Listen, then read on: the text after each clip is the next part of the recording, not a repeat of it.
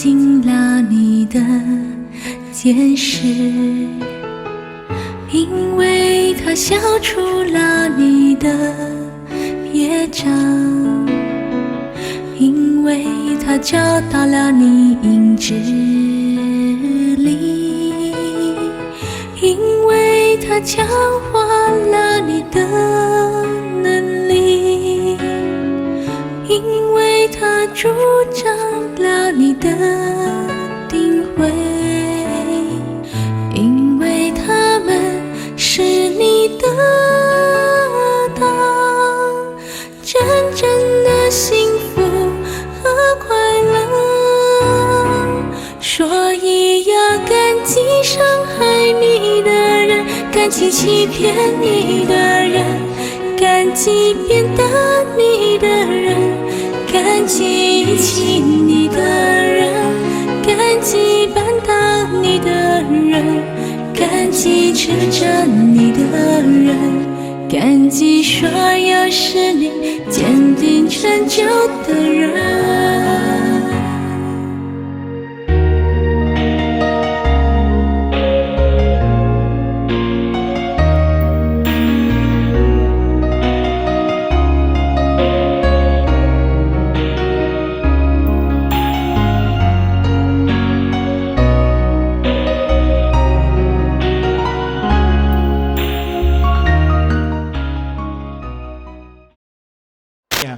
Sape Sata Bawantu Sukitata. Selamat malam, terima kasih. Baiklah, sebelum kita memasuki acara inti, kita akan menyaksikan terlebih dahulu penampilan yang luar biasa dari Meta School dalam acara pentas seni by Meta School. Tepuk tangan yang paling meriah.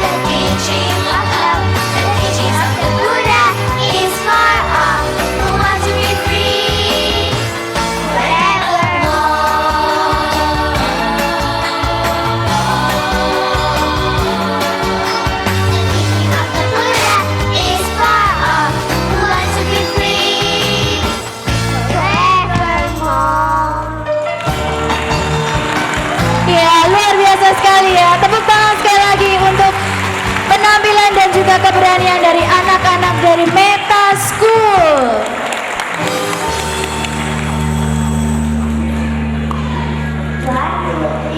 Thank you.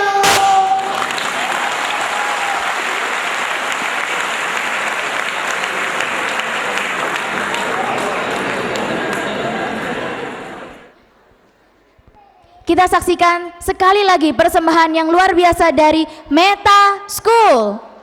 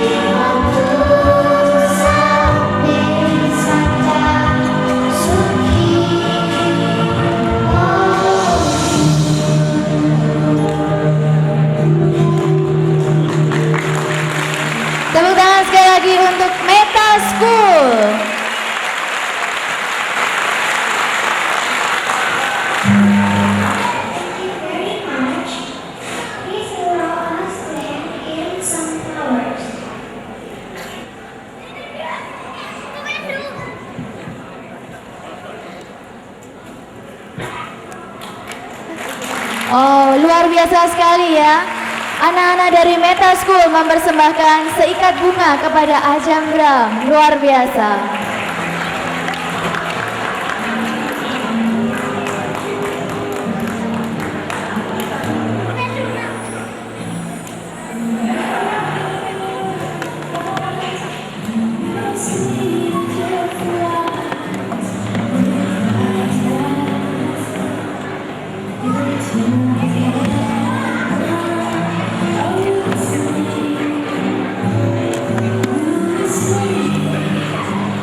Baiklah, setelah para hadirin sekalian telah menunggu sekian lama, mungkin ada yang sudah hadir dari jam 5 sore tadi. Sekarang tiba saatnya kita memasuki acara inti, yaitu mendengarkan pembabaran dhamma dari Ajang Bram. Dan pada malam hari ini akan dimoderatori oleh Saudara Handaka Wijananda. Handaka Wijananda adalah seorang pria beristri 1, beranak kandung 3, dan memiliki anak angkat sebanyak 38 anak, dan juga anak asuh sebanyak 1.300 orang. Beliau adalah seorang apoteker lulusan dari UGM, Direktur Universal Enterprise, dan juga pendiri Ehipasiko Foundation, dan juga editor kitab suci di ITC. Beliau juga menulis dan juga menyunting lebih dari 200 buku moral dan juga spiritual. Oleh karena itu, langsung saja kita sambut Saudara Handaka Wijananda. Berikan tepuk tangan yang paling meriah. Ketika saya ke toilet, saya sudah kebelet sekali. But there was a man in the toilet, Tapi di toilet ini sudah ada orang lain. and he said, "Oh, you're Ajahn Brahm. Can I take photo?" Dia bilang, oh kamu Ajahn Brahm, boleh enggak berfoto dengan kamu? So I couldn't go toilet. Had to take photo first. Jadi tidak bisa ke toilet sebelum berfoto dulu. It's very hard being Ajahn Brahm. Can't even go toilet without getting photo taken. Sulit sekali menjadi Ajahn Brahm kalau mau ke toilet karena harus difoto dulu. But even though sometimes it's big trouble for me, I always remember all is well. Tapi walaupun kadang-kadang kehidupan saya sulit, saya selalu ingat bahwa segala sesuatunya itu baik-baik saja. All is well. Because it does not matter who you are, you always have difficulties and troubles in life. Karena siapapun diri kita, kita pasti akan menemui kesulitan dalam hidup. But as monk, I know how to deal with difficulty and trouble. Tapi sebagai biku, saya tahu bagaimana menghadapi kesulitan dan masalah. To sum up, what you do is it's like when you leave here and you walk home that you tread in dog poo. Jadi umpamanya, misalnya kalau Anda pulang dari sini dan Anda kebetulan tidak sengaja menginjak kotoran anjing. And you get dog poo over your shoe. Kotoran anjing itu mengotori sepatu kalian. What should you do if you get dog poo on your shoe? Kalau sepatu kita terkena kotoran anjing, apa yang harus kita lakukan? You must not scrape it off. Take it home with you first. Jangan langsung dibersihkan, tapi bawa pulang dulu. And only scrape it off in your garden under duku tree. Dan bersihkan, kemudian diletakkan di bawah pohon duku di taman kita. Because now in Indonesia it's duku season. Karena sekarang kan lagi musim duku ya. So, scrape it off under duku tree. Jadi kotoran itu ditaruh di bawah pohon duku. The more dog poo under duku tree, the better. Semakin banyak kotoran ditaruh di bawah pohon duku itu semakin baik. Because next year you will have more duku fruit and there will be more sweet and juicy. Karena tahun depan pohon duku itu akan berbuah lebih banyak, lebih lebat dan lebih ranum. But the important thing is, next year when you eat duku fruit, you must remember what you're really eating. Tapi tahun depan kalau kita makan duku, ingat-ingat ya apa yang sedang kita makan. You're eating dog poo. That's where it came from. Kita sedang makan kotoran anjing karena itulah asalnya. But that's been transformed into juicy sweet duku fruit. Yang sudah berubah menjadi pohon buah yang ranum dan wangi. That is how we deal with difficulties and problems in life. Seperti itulah caranya untuk menghadapi kesulitan dan masalah dalam hidup. We dig them into our heart and create the beautiful fruit of compassion and wisdom. Kita taruh kotoran itu dalam hati kita supaya menimbulkan kebijaksanaan dan belas kasih. Does not matter what happens in life, you can always make something good of it. Apapun yang terjadi dalam hidup ini, kita selalu bisa memanfaatkannya. Because life is never meant to be perfect. Karena hidup ini tidak akan selalu sempurna. In fact, before I was a monk, I was a school teacher. Malahan sebelum jadi biku saya pernah menjadi guru. And I had to set examination in mathematics. Dan waktu itu saya harus membuat soal untuk ulangan matematika. I'd never done an examination before, so I had to ask senior teacher, how do you set such a test? Sebelumnya saya belum pernah membuat ulangan matematika, jadi saya terpaksa bertanya pada guru lain yang pernah membuatnya. And the senior teacher told me, you must set the test so it's not too difficult, not too easy. Dan teman saya, guru itu berkata kepada saya untuk membuat ulangan itu supaya jangan terlalu mudah dan jangan terlalu sulit.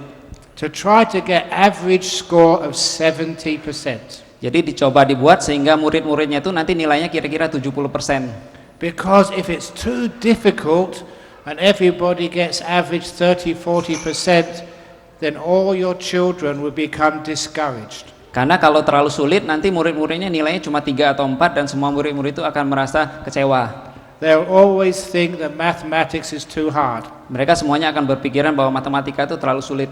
But if all the children get average 90-95%, the test is too easy. Tapi kalau semua muridnya mendapat nilai 9 atau 9,5, maka itu berarti ulangannya terlalu mudah. So if you set the average at 70%, the children will get encouraged, but as their teacher, I will be able to discover their weak points. Karena kalau murid-murid mendapat nilai 7, itu berarti mereka akan terdorong belajar matematika dan saya sebagai guru bisa mengetahui kelemahan-kelemahan mereka. So in the next lesson, I can address where they made all their mistakes. Jadi dalam pelajaran berikutnya saya bisa mengetahui di mana mereka berbuat kesalahan. That way they can grow and get better. Sehingga mereka bisa berkembang menjadi lebih baik. And that is the same in life. Life is never meant to be 100%. Seperti itulah dalam hidup ini. Hidup ini tidak perlu menjadi nilainya 10 terus. About 70% is just right. Nilainya 7 itu cukup baik. So you get encouraged, life is good, but when it gets difficult, that is where you learn. Jadi dalam hidup kita akan terdorong dan kita juga bisa belajar di mana kita bisa belajar lebih baik dalam hidup ini. So if you've got a husband who's only 70% good, that's perfect. Jadi kalau suami kita nilainya cuma 7, itu sempurna. In fact, I've been telling people in many countries now, if there's any young men and women here looking for a husband, number one, never marry a rich man. Jadi ini yang sering saya ceritakan kepada orang-orang, jangan pada para pemuda yang mau kawin, jangan sekali-kali kawin dengan pada gadis ya, jangan sekali-kali kawin dengan pemuda yang kaya. If you marry a rich man, you'll have to worry later on he may get mistress. Kalau kalian kawin dengan suaminya kaya, maka suami itu mungkin nanti serong gitu. But if he's poor, you don't have to worry. He can't afford mistress. You're safe. Kalau suami kita miskin, kita tidak usah khawatir karena tidak akan mungkin kawin lagi. And if you're a boy, never marry a beautiful girl. Dan bagi para pemuda di sini, jangan coba-coba kawin dengan gadis yang cantik. If you marry beautiful girl, you'll always be jealous. Kalau kalian kawin dengan gadis cantik, kalian akan selalu cemburu. If you marry ugly girl, you'll be happy. Kalau istri kita jelek, kita selalu bahagia. You don't have to worry, no one else wants her, so you'll be very safe. Karena tidak ada seorang pun yang mau dengan istri kita itu, kita aman. So remember, if you're not married yet, choose poor boy, ugly girl. That's the best. Jadi bagi yang masih lajang ya, cari pemuda miskin atau gadis yang jelek.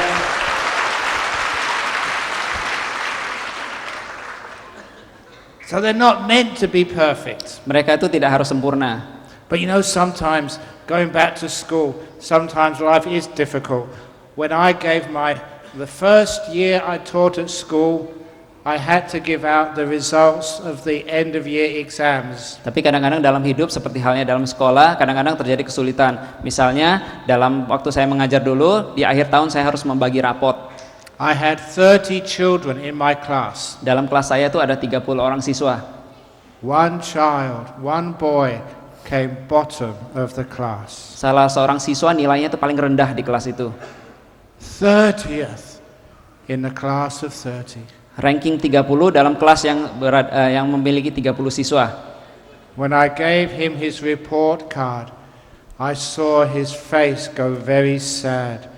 His head went down, his shoulders drooped. He was depressed. Ketika si anak itu menerima raportnya, dia merasa sangat sedih sehingga kepalanya tertunduk dan bahunya jatuh. He was also afraid he'd have to tell his parents that night he'd come bottom of the class. Anak itu juga merasa ketakutan karena malam itu dia harus memberitahu pada orang tuanya bahwa dia ranking paling bawah. I was always a very kind man. When I saw one of my children suffering so much, I decided to go and help him. Saya itu orang yang baik hati. Jadi ketika melihat siswa seperti itu, saya memutuskan untuk mencoba membantunya. All the children in my class knew I was a Buddhist, So I decided to teach him about Bodhisattva. Semua siswa dalam kelas saya tuh tahu bahwa saya itu seorang Buddhis. Jadi saya memutuskan untuk mengajarkan gagasan Bodhisattva kepada murid tersebut. In Buddhism, Bodhisattva is a very high being. Everybody worships Bodhisattva. Dalam ajaran Buddha, Bodhisattva itu adalah sesosok makhluk yang sangat luhur, sangat tinggi. And a Bodhisattva is someone who sacrifices their own happiness so other people could be happy. Dan Bodhisattva itu juga makhluk yang mengorbankan kesejahteraan dirinya sendiri demi kebahagiaan makhluk lain. So I told the boy who came 30th, I said, I know you did this on purpose.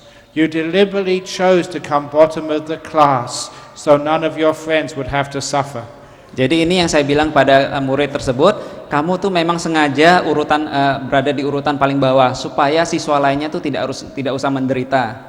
All your friends, they're just selfish, they just think about themselves, but you thought of others. You didn't want anybody else to come bottom of the class, so you took that position on purpose. You are Bodhisattva.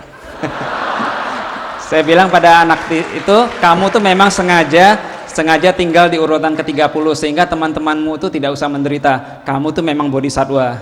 And I told him, I'm going to talk to the headmaster and recommend you for the Bodhisattva Prize this year.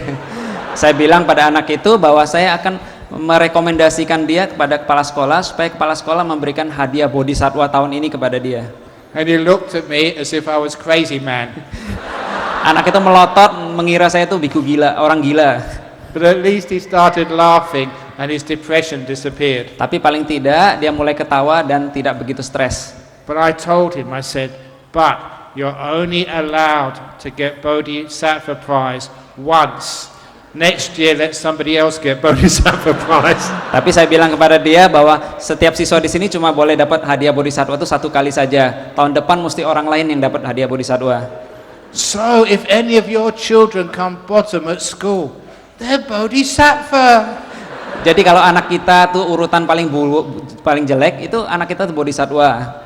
Actually, if your child comes in the top 5% at school, or the bottom 5% at school, they're not good Buddhist.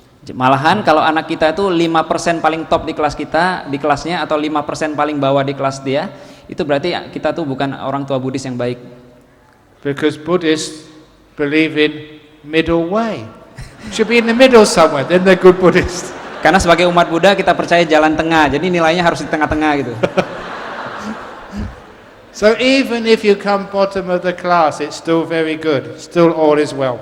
Jadi walaupun anak kita itu nilainya paling kecil, tetap saja semuanya tuh berjalan baik-baik saja. All is well. But some people come up and tell me in this talk show, how can you say all is well? Some people are very sick. Some people have cancers and other diseases. How can you say all is well? Tapi dalam ceramah-ceramah yang terdahulu pernah ada orang yang bertanya, bagaimana mungkin Bante ngomong segala sesuatunya itu baik-baik saja, padahal saya itu sedang sakit, ada yang sakit kanker dan sebagainya. And the answer is there's nothing wrong with being sick. Dan jawabannya tidak ada yang salah dengan jatuh sakit. Is there anyone in this room who's never been sick? If there is, put your hands up if you've never been sick. Kalau ada di ruangan ini orang yang seumur hidup tidak pernah sakit, tolong diangkat tangannya ya. No one has their hand up. So you've all been sick. Jadi ternyata kita semua tuh pernah sakit. In fact, if you put your hand up, you've never been sick, you'd be very weird. Malahan kalau ada yang angkat tangan itu berarti orang tuh orang aneh. There'll be something very wrong with you. Pasti ada yang sesuatu yang salah dengan orang itu. In fact, it's right to be sick. Malahan kebalikannya, jatuh sakit itu adalah sesuatu yang baik, yang benar. So next time you see your doctor and you don't feel well, tell your doctor there's something right with me. I'm sick again. Jadi lain kali kalau kita sakit dan ke tempat dokter, katakan pada dokter bahwa dokter ada sesuatu yang baik dengan diri saya ini. Saya ini sakit lagi. It's nice being sick. You don't. Go on. Jatuh sakit itu baik-baik saja. You don't have to go to work. You can sleep all day.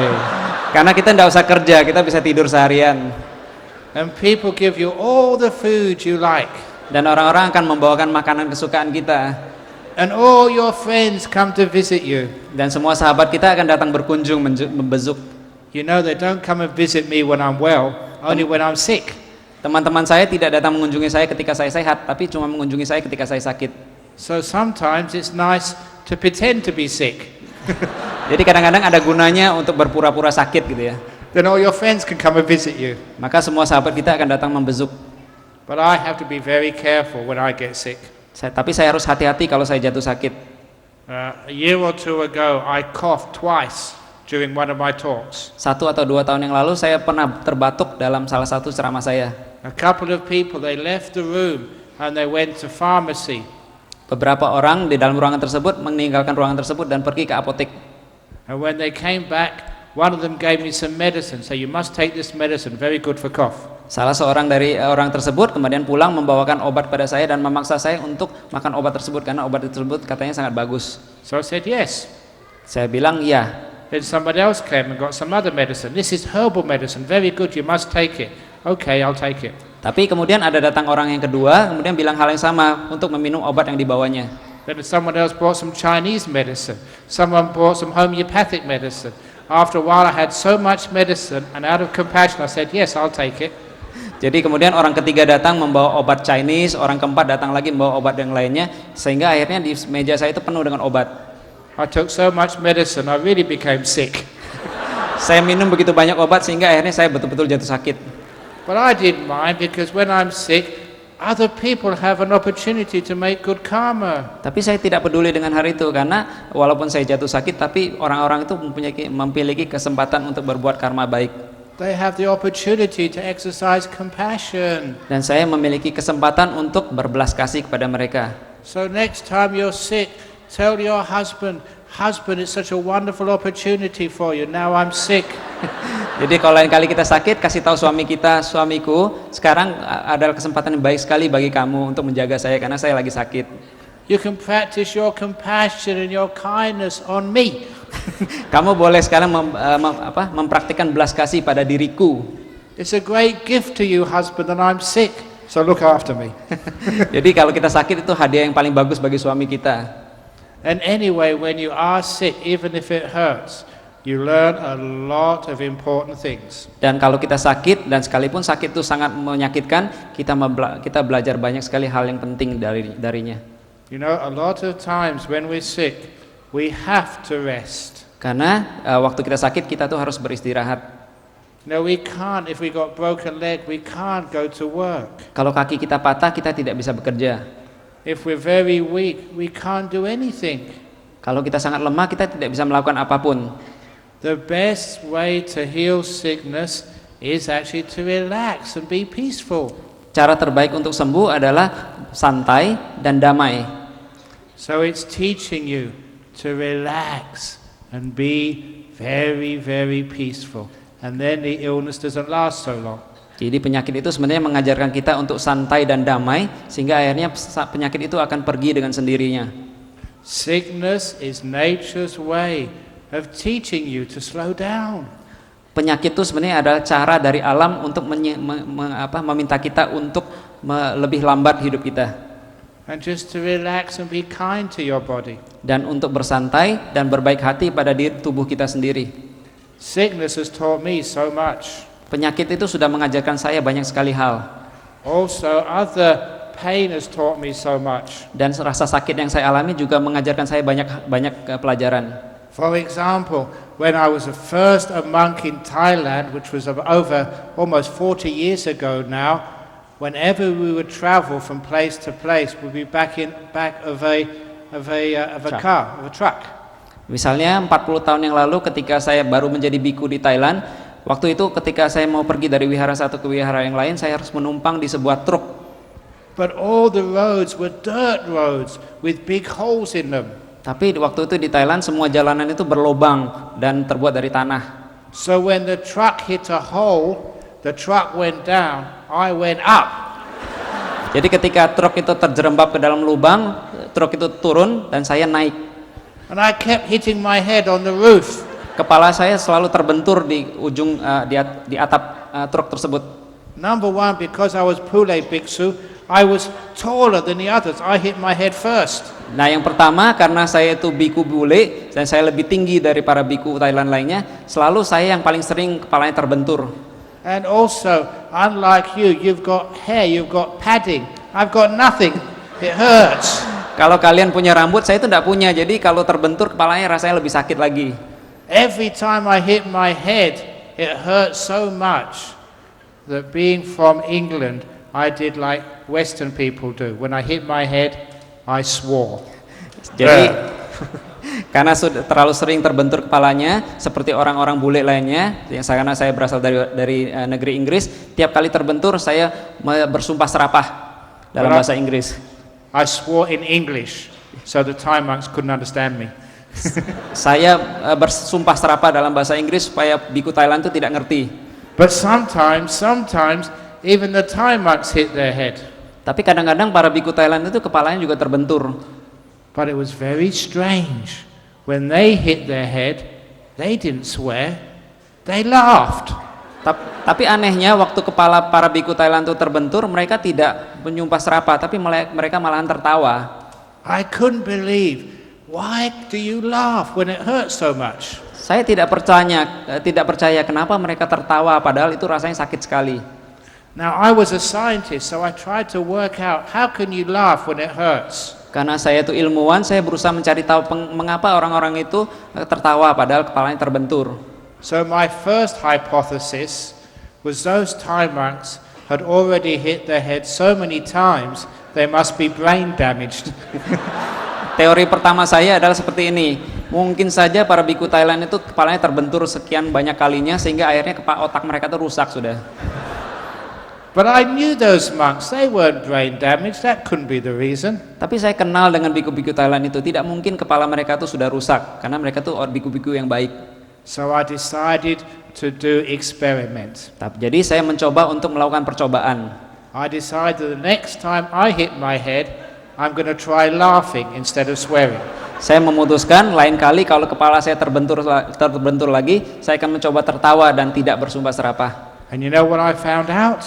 I found out if you laugh instead of swearing, it hurts much less. Dan tahu hasilnya, saya menyadari bahwa ketika saya tertawa kalau kepala saya terbentur, rasa sakitnya itu akan berkurang jauh. If you don't believe me, ask the person sitting next to you to hit you on the head. Kalau tidak percaya, suruh tetangga yang duduk di sebelah mukul kepala kita ya. But it's true. If you complain about sickness or pain, it hurts much more. Tapi memang benar ya, kalau kita selalu mengeluh kalau kita sedang sakit, kita tuh rasanya lebih sakit lagi. But if you laugh when you're sick or when you're hurting, it hurts much less. Tapi kalau kita tertawa pada saat kita sedang sakit, rasa sakitnya itu akan berkurang. So you have to learn how to laugh more. Jadi kita harus belajar untuk tertawa lebih sering lagi. Especially if you're getting old like me and a bit fat in the middle. Terutama kalau kalian nanti sudah tua, gemuk dan bontet seperti saya. It's not my fault that I'm overweight. It's because out of compassion you give me all the food and I have to keep eating. Compassion for you, not my fault. Bukan salah saya itu gendut, karena itu salah kalian, karena kalian ngasih saya terlalu banyak makanan dan saya harus berbelas kasih menerima dan memakan makanan tersebut. But I'm still very healthy and I found out why. Dan saya sampai sekarang masih sehat sekali dan saya tahu kenapa. Because if you laugh, your arteries and veins expand. Alasannya kalau kita tertawa, pembuluh darah kita tuh melebar. So if you're overweight, because your arteries and veins are so wide, all the cholesterol can go through, no problem. Karena kalau kita tertawa dan pembuluh darah kita melebar, seluruh kolesterol dalam pembuluh darah itu akan mudah larut, lenyap. But if you're fat and miserable, you're in big trouble. Tapi kalau kita gendut dan merasa kesal terus, itu berarti kita dalam kesulitan besar. So if any of you are overweight, you better start laughing quick, otherwise you're dead. Jadi kalau ada orang gendut sini, coba mulai lebih banyak tertawa ya. Kalau enggak kita cepat mati gitu. And if tonight you laugh a lot, it means you can eat a lot tonight, no problem. Jadi kalau kita tertawa banyak dalam hidup ini, berarti kita boleh makan lebih banyak juga dalam hidup ini. So, when we take difficulties in life and we laugh at it and find fun with it, it's not problem anymore. Jadi kalau kita menemui kesulitan dalam hidup dan kita tertawa, maka kita tidak akan berada dalam kesulitan tersebut terlalu lama. It's like sometimes people criticize you and blame you for things you didn't do. Misalnya kalau ada orang yang mengecam kita untuk hal-hal yang tidak pernah kita lakukan. And sometimes people find that very, very difficult. Dan kadang-kadang kita merasa sulit menerima kecaman seperti itu. They call you bad names, what should you do? Kalau mereka mengejek kita, apa yang mesti kita lakukan? To me, if they call me a bad name, it's very, very good, all is still well. Kalau bagi saya, kalau ada orang mengejek saya, itu masih bagus. Semuanya masih baik-baik saja, all is well. Because it's like the story of the donkey. Ini seperti perumpamaan tentang seekor keledai. Once there was a donkey wandering in the forest, minding its own business. Suatu ketika tersebutlah seekor keledai yang sedang berjalan-jalan. But unfortunately, the donkey fell into a hole. Tapi sialnya si keledai itu terjatuh ke dalam sebuah lubang. It was an old well. Lubang itu ternyata sebuah sumur tua. Fortunately, there was no water in the bottom of the well. Untungnya di dalam lubang itu tidak ada air. And the donkey was very lucky that he didn't break any bones. Keledai itu sangat beruntung karena kakinya tidak patah. But there was a donkey in the bottom of the well, and donkey can't climb out. Tapi sudah karena berada di dasar sumur, si keledai itu tidak bisa merangkak naik. So what the donkey did was cry out for help. Jadi yang dilakukan keledai itu adalah berteriak-teriak minta tolong. E-o, e-o, e-o, which is what donkey's speech means, help me. Sulit ya. Come on. Translate to Bahasa. Bahasa keledai kayak gitu artinya minta tolong gitu. E-o. Iyo.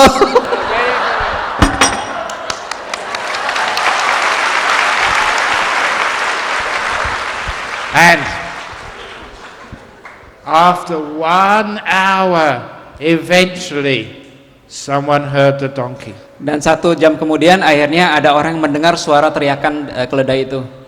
But unluckily for the donkey, it was a very cruel, bad farmer. Sialnya yang mendengar itu adalah seorang petani yang sangat jahat. And when the bad man found that this noise was coming from the donkey in the bottom of the well, the farmer said, "Serve you right, stupid donkey."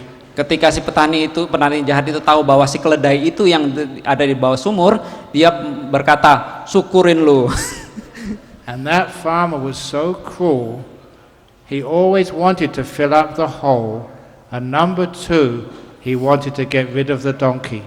Dan petani itu rupanya punya 2 rencana, yaitu mengubur si keledai itu hidup-hidup dan sekaligus untuk menutup lubang itu supaya orang lain itu jangan jatuh ke sana. So he decided to fill up the hole there and then with the donkey in the bottom. Jadi dia memutuskan untuk mengubur keledai itu hidup-hidup. He was going to bury the donkey alive. Dia berencana untuk mengubur keledai itu di dalamnya. Donkey didn't know that, but he felt some dirt coming over his back. Si keledai tidak sadar, tapi dia merasa ada tanah yang terjatuh di pundaknya. And then another shovel full of dirt, and another shovel full of dirt. Kemudian berkali-kali ada tanah yang terjatuh ke dalam pundaknya terus-menerus. And the donkey realized that cruel farmer was burying him alive. Dan akhirnya dia sadar bahwa si petani itu hendak menguburnya hidup-hidup. E-o, e-o, e-o. Iyo. Keledai Indonesia susah ya. Which in donkey language means, that's terrible, leave me alone, save me. Yang dalam bahasa keledai itu artinya tolong, tolong gitu. But the farmer kept on shoveling earth, burying that donkey. Tapi petani itu tetap bersikeras untuk memasukkan tanah untuk mengubur si keledai itu hidup-hidup. And then the donkey went quiet. Kemudian tapi tiba-tiba si keledai itu terdiam. The farmer thought he'd already buried the donkey. Si petani berpikiran si keledai itu mungkin sudah mati di dalamnya. But the donkey wasn't dead. Tapi si keledai itu ternyata belum mati. The donkey just remembered the story from Ajahn Brahm's book. Si keledai itu rupanya ingat salah satu cerita dalam buku yang saya tulis. So instead of complaining and swearing, all the donkey did when another shovelful of earth came on its back, shook it off, stamped it in, and the donkey was 1 centimeter higher. Alih-alih mengeluh dan berteriak, apa yang dilakukan keledai itu adalah ketika tatkala ada tanah terjatuh di pundaknya, dia cuma menggoyang-goyangkan tubuhnya sehingga tanah itu terjatuh, menginjak-injak tanah tersebut sehingga akhirnya dia 1 cm lebih tinggi dari sebelumnya. Another shovelful of earth, shake it off, stamp it in, another centimeter higher. Ketika ada tanah terjatuh lagi di pundaknya, itu lagi yang dilakukannya, goyang-goyang tubuhnya, tanah itu terjatuh, tijak-tijak ke tanah tersebut sehingga dia 1 cm lebih tinggi lagi. And little by little, the donkey got higher and higher and higher. Dan sedikit demi sedikit si keledai itu semakin tinggi. Until the donkey was so close to the top, could just jump out and run away. Sampai akhirnya si keledai itu mencapai puncak sumur, kemudian lompat dan melarikan diri. And the meaning of that story, when someone throws dirt all over you, Dan intinya adalah dari cerita ini adalah kalau ada orang yang melemparkan tanah ke arah kita, when they call you all sorts of bad names and blame you for things you didn't do, kalau mereka mengejek kita atau menyalahkan kita atas segala sesuatu yang tidak pernah kita lakukan, don't go "Ee-oh, ee-oh, ee-oh," that stupid donkey. jangan berteriak io itu ini ya, itu karena itu apa kayak keledai bodoh gitu. Instead, shake it off, stamp it in, and then you're a little bit higher. Sebaliknya, goyang-goyangkan badan kalian, tijak-tijak kecaman tersebut, kita akan lebih tinggi lagi dari sebelumnya.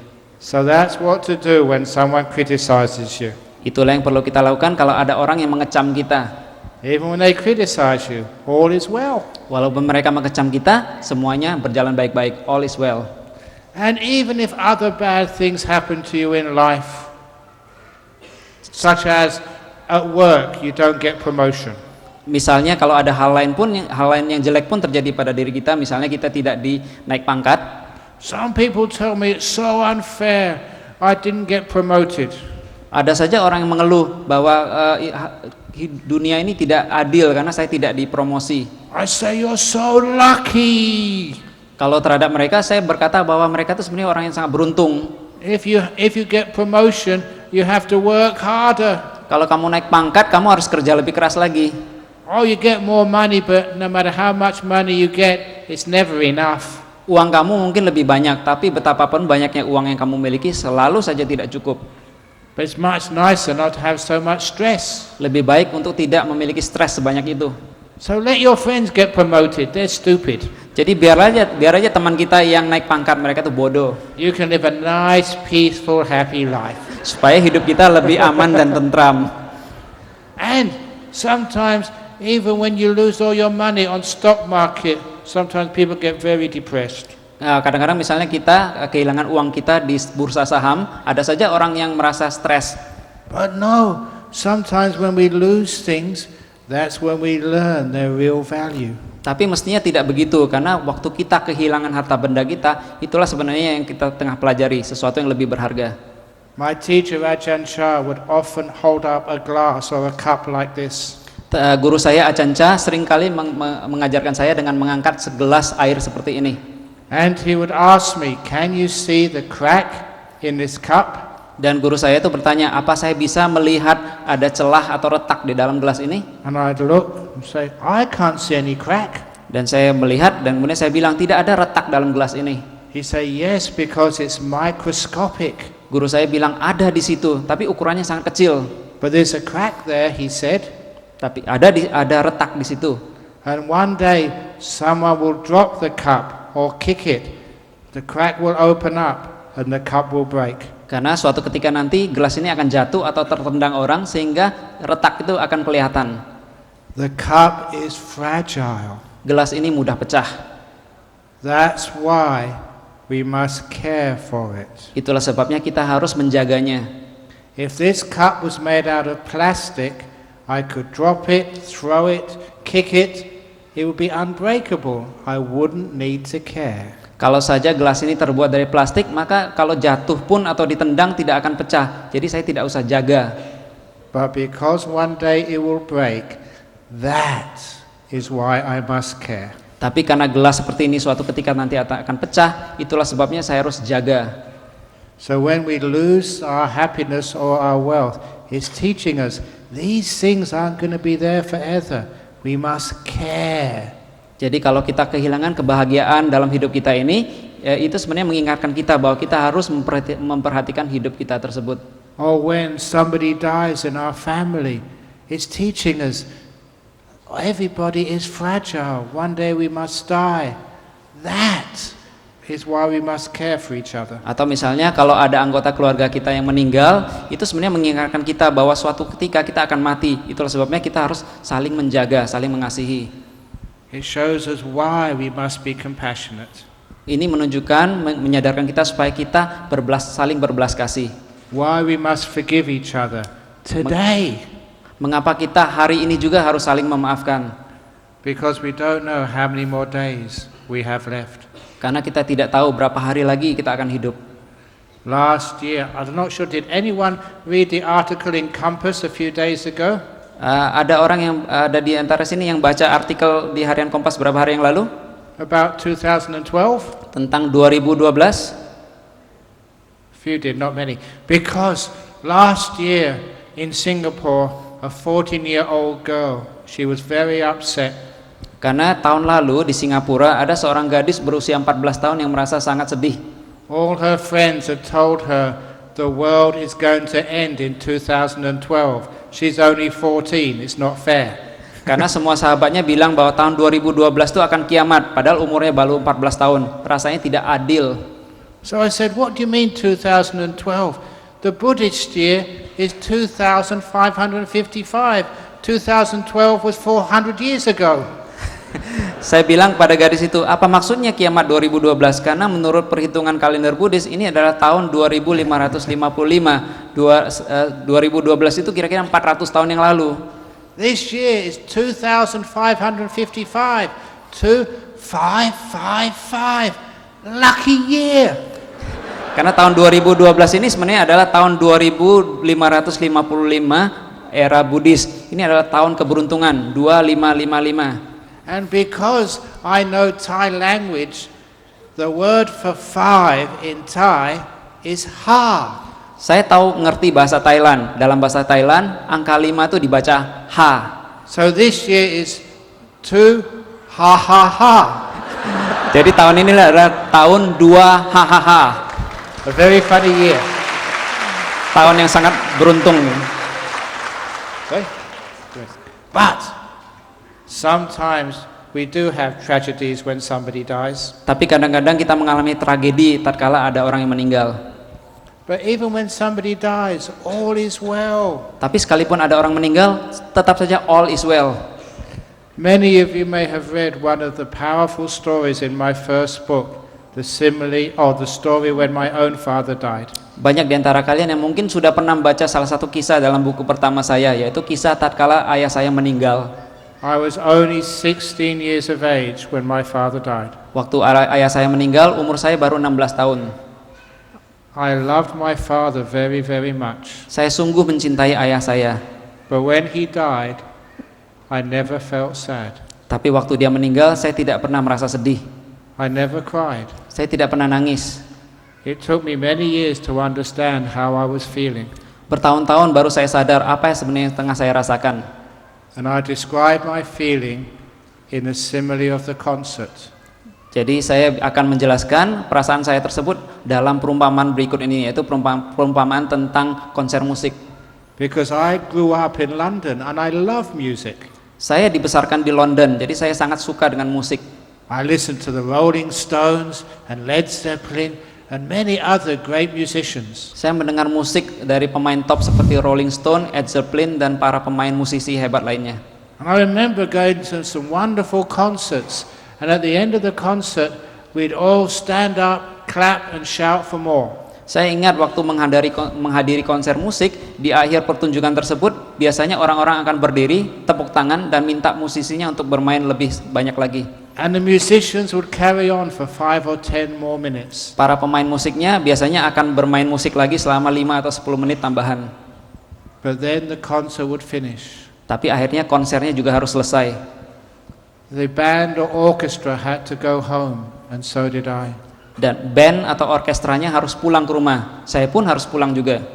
And as I left, even though I knew the music was over, never once did I feel sad at the end of a great concert. Sewaktu pulang, seusai konser tersebut, saya tidak pernah sekalipun merasa sedih karena konser itu sudah selesai. Never once did I cry after a beautiful performance. Tidak pernah sekalipun saya menangis setelah pertunjukan musik yang indah. Instead, I felt so grateful, so blessed to have been part of such great music. Malahan saya merasa sangat bersyukur, sangat terberkahi karena pernah menghadiri pertunjukan musik yang sedemikian hebatnya. And that's exactly how I felt when my father died. Seperti itulah yang saya rasakan sewaktu ayahanda saya meninggal. About 3 weeks ago, my mother died. Kira-kira 3 minggu yang lalu, ibu saya pun meninggal. That was an even better concert, much longer. Itu juga sebuah konser yang sangat bagus bagi saya, tapi yaitu sebuah konser yang jauh lebih lama. I didn't feel sad. I don't feel sad now. Saya tidak merasa sedih waktu itu. Sekarang pun saya juga tidak merasa sedih. What a wonderful performance that was. Alangkah indahnya pertunjukannya itu. And how lucky I was to be in the son of such a wonderful woman. Dan betapa beruntungnya saya menjadi anak putra dari seorang wanita yang sedemikian baiknya. For me, even when people die, all is well. Bagi saya, walaupun ada orang meninggal, all is well. It just depends on how you look at it. Hanya tergantung bagaimana pandangan kita. And the last story about death, I don't know why people worry when people die. Dan cerita terakhir tentang kematian, saya tidak tahu mengapa orang-orang sangat khawatir atau sedih kalau ada orang meninggal. It doesn't matter what religion you are, Buddhist, Catholic, Muslim, we all believe in heaven. Tidak masalah agama apapun yang kita anut, karena kita semuanya percaya adanya surga. And if you're good people, you always go to heaven. Kalau kita orang baik, kita pasti ke surga. And isn't heaven a wonderful place? Surga itu tempat yang indah kan? So aren't you looking forward to going there? Kalian mau nggak ke surga cepat-cepat? Sooner the better. Sooner the better. Lebih cepat lebih baik.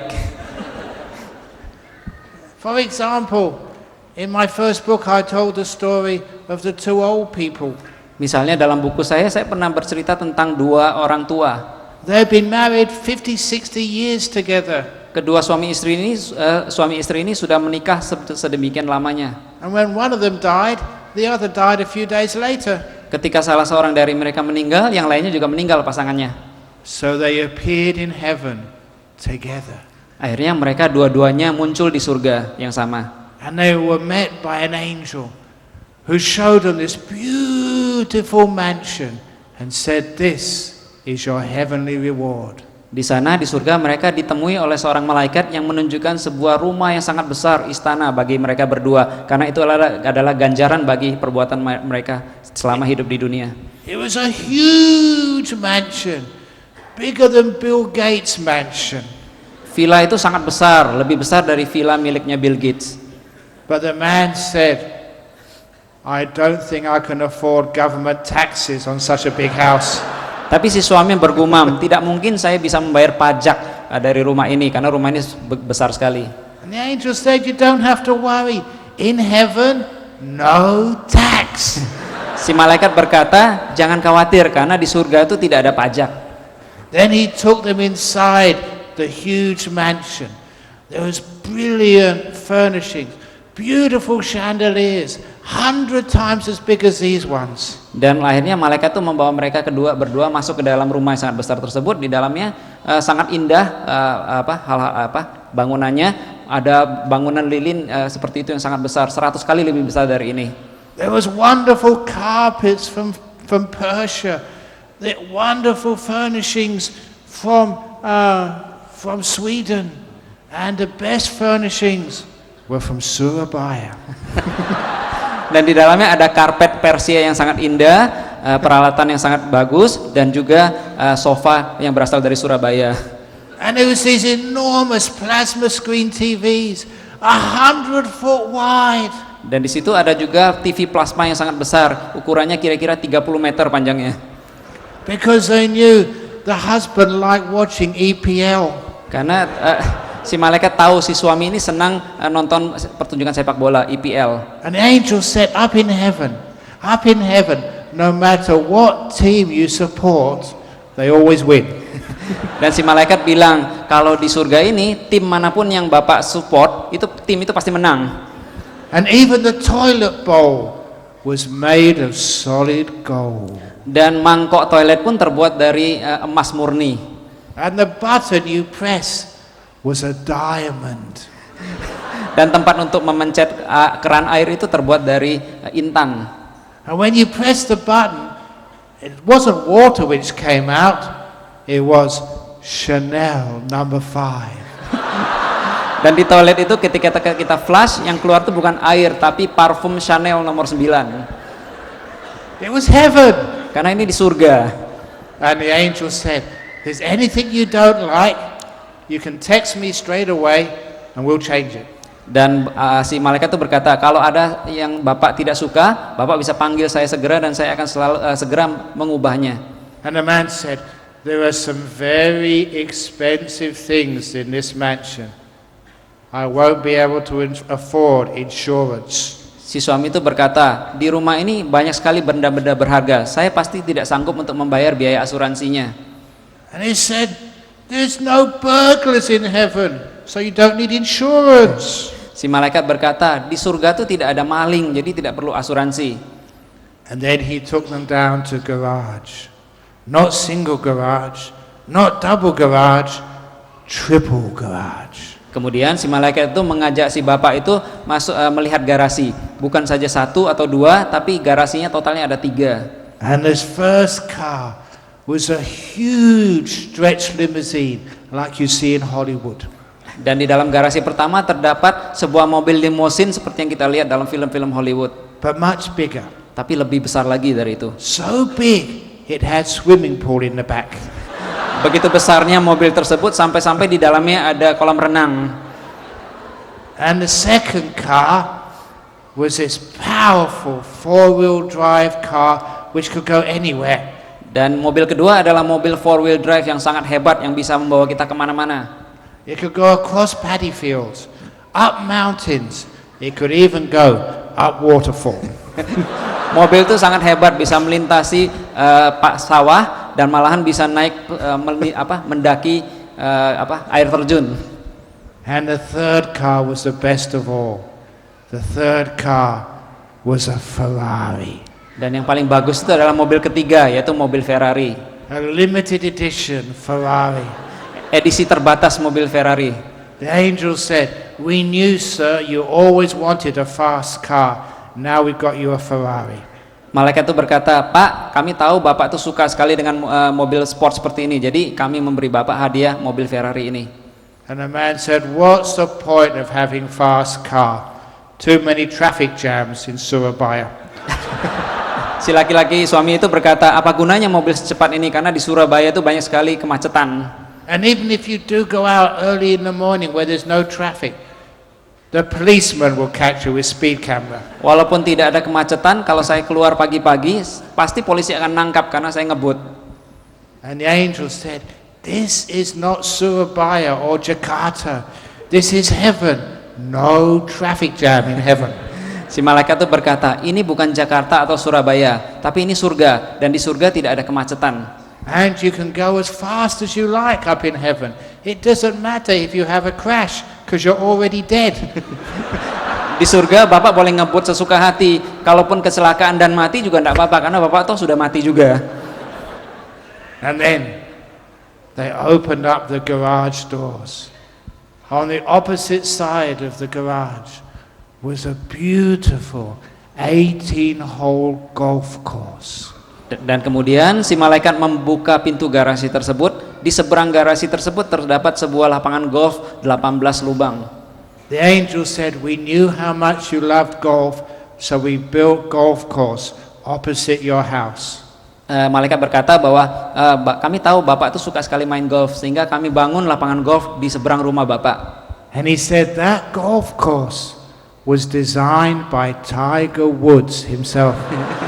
Dan malaikat berkata bahwa lapangan golf itu didesain secara pribadi oleh Tiger Woods. Because that time his wife chased him and he crashed his car, he was out of the body for 5 minutes, just long enough to design the golf course before coming back down again.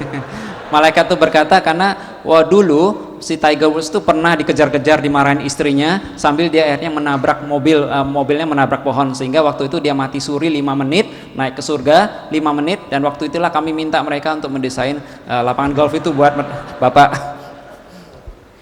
And the man said, that is a very exclusive golf club. Even if I was elected, I would not be able to afford the club fee.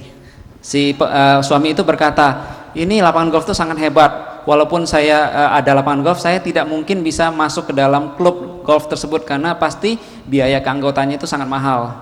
And the angel said, there are no club fee, and you're already a member, not a life member, a death member. Si malaikat berkata, Bapak tidak usah khawatir karena Bapak tuh di sini sudah jadi anggota, bukan anggota seumur hidup tapi anggota seumur mati. And then the angel left him. Kemudian si malaikat berlalu. And as soon as the angel left, the man started scolding his wife. Seperginya si malaikat, si suami itu mulai mencaci maki istrinya. Stupid wife, bad wife, I hate you wife, you're a terrible wife, a bad wife, wrong wife, terrible wife.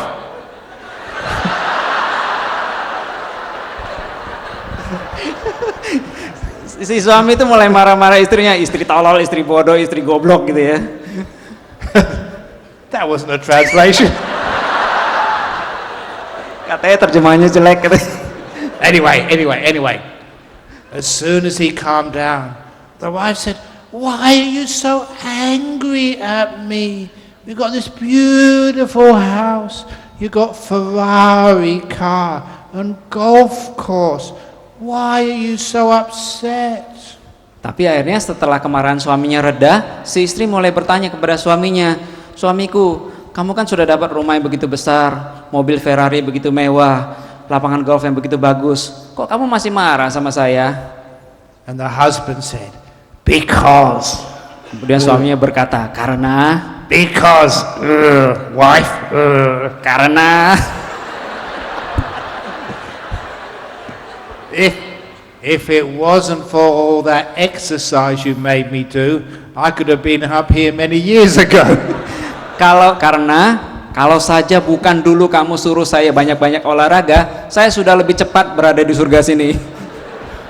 So, are you afraid of dying? You've got Ferrari and golf course waiting for you. Jadi kalian jangan takut mati, karena kalau mati sudah ada Ferrari dan lapangan golf menunggu kalian.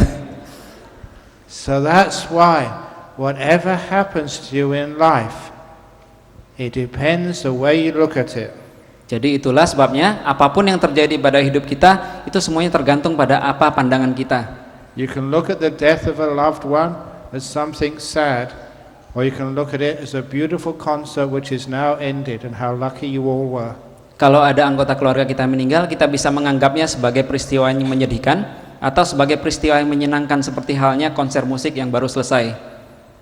And that way, whatever happens to you in life, all is well. Dengan demikian, apapun yang terjadi dalam hidup kita, all is well. Terima kasih. Terima kasih.